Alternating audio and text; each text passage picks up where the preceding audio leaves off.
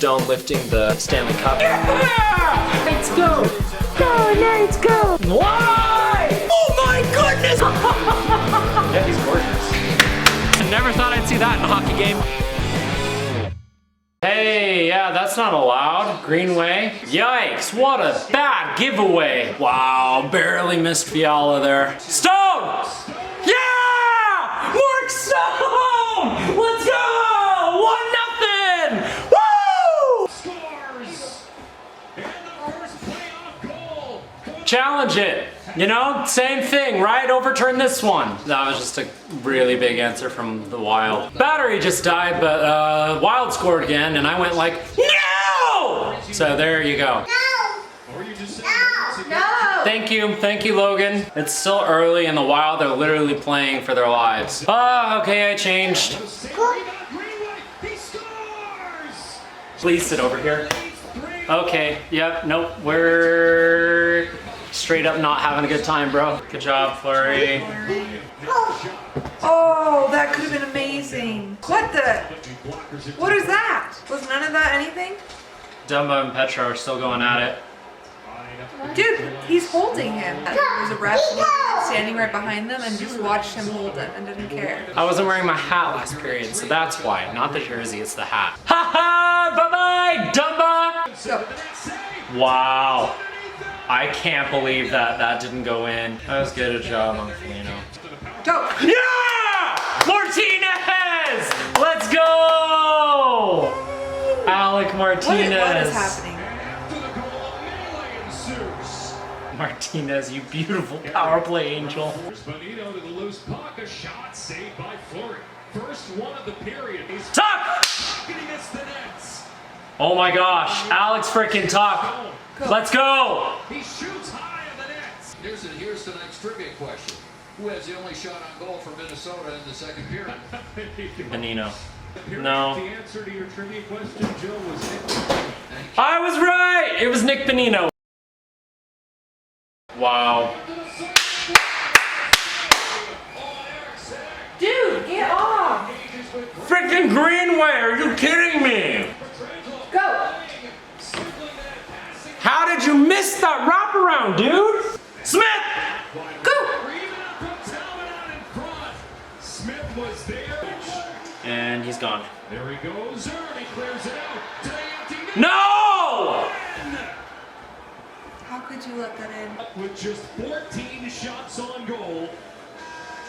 Oh boy, I don't even know where to start. How about here? Vegas Golden Knights lose 4-2 against the Minnesota Wild in Game 5, so we now have a 3-2 series lead. So I tried wearing the retro jersey again because I don't believe in superstition, but maybe I should because we let in 2 goals, and Kaprizov's was 50 seconds right after Mark Stone's, which immediately cut the energy in T-Mobile and gave Minnesota a lot of life, and they just were non-stop, going at it the rest of the period. Mark Stone's goal happens because Nick Holden tries a bank pass up to Alex Tuck, who just kind of tips it, and it just kind of chips into the offensive zone, and Mark Stone grabs it, has a partial breakaway, snipes this past Talbot, opening the scoring, giving Vegas 1-0 lead. And then, like I said earlier, Kaprizov finally becomes activated in this playoffs, and 50 seconds later gets a goal of his own to tie the game 1-1. Not too long after this, Zach Parise is able to do what Stone did against the Avalanche back in game 48, but we don't like it this time because it's on us, where he takes the puck and kind of banks it off of Fleury, and it bounces in to give the Wild a 2-1 lead. Then, several minutes later, Jordan Greenway streams in, takes a shot because nobody tries to block him from entering the zone, which is something that Vegas had done really well in the past 3 games.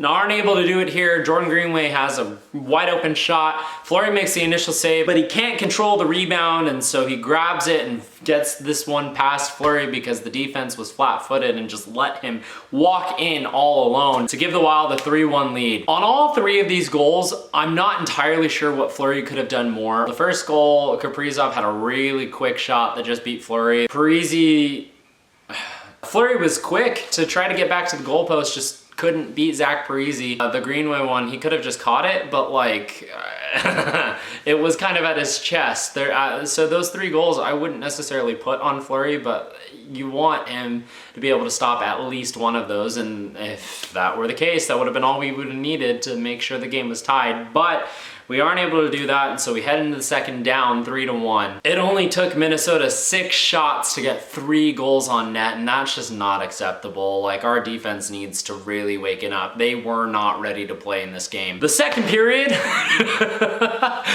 shots were 22-1. I don't know, VGK was just buzzing. They weren't allowing the Wild to even leave their zone, the defensive zone. They couldn't get line changes. They iced the puck like 3 or 4 times in a row, and then eventually Vegas gets a power play and we score on it. Alec Martinez is single-handedly giving me the smallest bit of hope in our power play, because he's the only one that I can think of recently, other than Tuck in game 2, that has scored a goal on the power play, and he does it here. Huge blast set up by Petro, and it has the Wild lead to make it a 3-2 game. And immediately after this, the Wild start a fight with Janmark, I think, and so that ruins the silly, but it's actually kind of cool.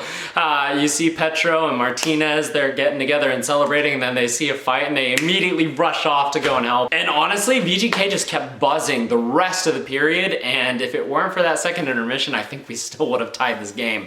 But that's not how hockey works. We have a second intermission, so we go into the third, and the Wild have definitely woken themselves back up, and the Vegas Golden Knights just seemed a little bit too gassed, like they went a little too hard in the second and aren't really able to pull anything together. The refs just flat out weren't calling things at all this game. In the first period, Dumba held on to Petro for literally 15 seconds when Petro was in the offensive zone trying to get out, and I don't know what words were expressed, but that's not allowed at all, and the ref was staring right at it. You can't have that happening, because then later in the game, in the third, when he's able to just hold on to Stone in the exact same situation, it's also not going to be called. I don't get what, like, okay, refs have been garbage literally this whole season. Not saying that's why we lost. Wild fans, take a hint.